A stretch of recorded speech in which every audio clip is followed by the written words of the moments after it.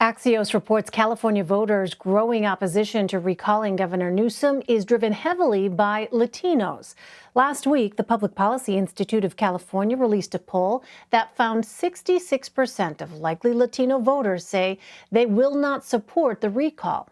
Russell Contreras reported on this. He's a justice and race reporter for Axios. Hi there, Russell. So how does this poll compare to others that have come out in recent weeks?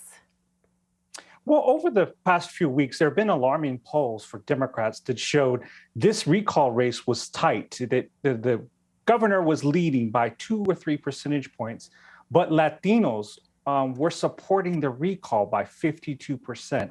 This sent alarm to some Democrats and some Latino political consultants saying, see, we told you so. There is a lack of engagement that is going on, especially in Mexican-American communities. However, the Public Policy Institute of California poll showed actually, for a lot of reasons, 66% of Latinos did not support the recall. And this could be for a number of reasons. Gavin Newsom was aggressively going after Latinos in various campaigns. Dolores Huerta, the civil rights icon, came out and supported him. So did comedian George Lopez. So there was definitely a response to those previous polls that showed now Gavin Newsom is comfortable. Now, of course, this is a recall. Anything could happen. But right now, Latinos seem to be supporting the California governor.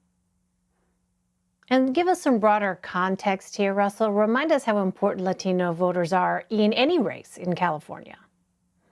Well, Hispanics are the largest ethnic group in California, and they comprise about 39% of the state's population and about 29% of voters. If this number keeps going up, it has been going up over the years, over the decades in California. California has the second largest percentage of Hispanics. New Mexico is one. So getting the Latino vote, getting them out to the polls and engaging with them, any statewide political aspirant has to go after the Latino vote. And in the case of California, it is the Mexican-American vote that will make and break you in statewide elections. This recall is important because it rests on getting those people out to the polls, but getting them out to the polls and engaging with them, because you could get them out to the polls and they could be voting no, especially after COVID. Yeah, and a lot of folks are always looking to extrapolate and see what kind of trends might be identified and applied perhaps in other places. What might Latino support in this particular election indicate on a broader level?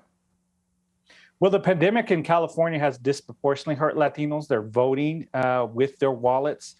They've been disproportionately affected because of low vaccination rates and infection rates.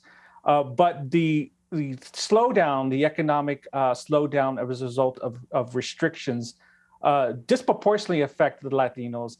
And in the case of Gavin Newsom, he was actively telling people to stay home, but was then photographed seen at a Napa Valley birthday party without a mask. This, of course, was a big backlash, especially among Latinos, like, hey, we're sacrificing, therefore you too as well. But it goes down to what pundits have been saying for a long time: Latinos vote with their wallet. Yes, there's issues like immigration and education, but at the end of the day, they're going to be voting about their economic future. And in the case of California, this is a result. There's also Larry Elder, the Republican provocateur, who has made various comments about Latinos that some have deemed offensive. If there is a recall no vote that's successful, he could be the leading candidate to replace Gavin Newsom. And Democrats are reminding, if not scaring, some voters to say, look, things could be worse. You should support this governor. So how specifically has Governor Newsom been focusing on driving up support from Latino voters in the final days of this recall?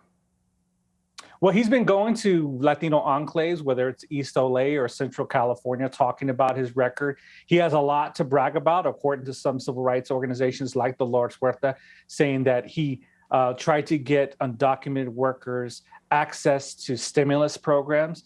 He appointed Alex Padilla, the first Mexican-American in the U.S. Senate from California, and he's done a variety of different things.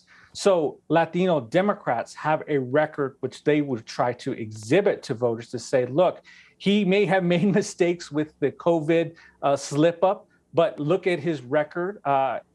66% of Latinos voted for him in the general election when he was first elected.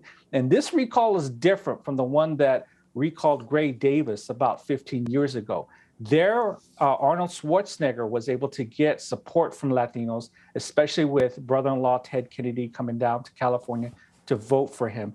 There is no transformative figure to challenge Gavin Newsom this time, and that's why Latinos seem to be supporting him on a broad sense now. All right, we're going to be watching very closely to see what happens. Russell Contreras. Russell, always good to have you. Thank you. Thanks for having me.